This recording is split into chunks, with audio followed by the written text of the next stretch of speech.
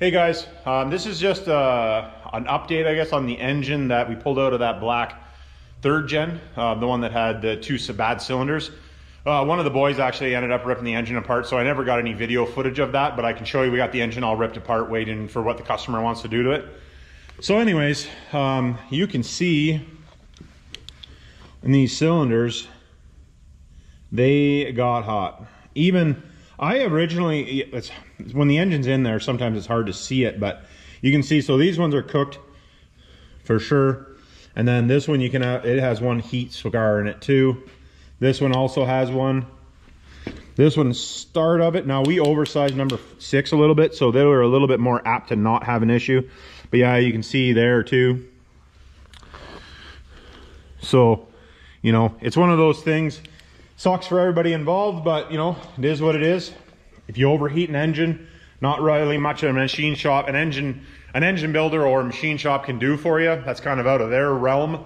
You know, we do our best to do what we, you know, putting them together and using good parts and all that, or at least we do anyway.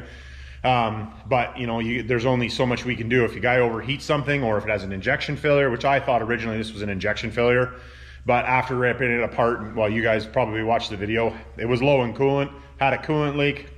The coolant leak happened to be where those cylinders are cooked. Put 2 and 2 together, it's not a rocket science. But you can see on the pistons, oops. You can see on the piston, she got hot. And I think it was, yeah, on the other one. So the bearings all look okay. There's nothing else wrong. So basically we're gonna have to go through, the engine's gonna basically needs to be rebuilt again. The cylinder head, we did a short block for this truck. So the cylinder head, knowing that it's been overheated, we're at least gonna have to pull the cylinder head apart and make sure that, you know, it didn't bung up any guides or any of that type of stuff at the very least. I'd prefer to rebuild it, but it depends on what the customer has for a budget.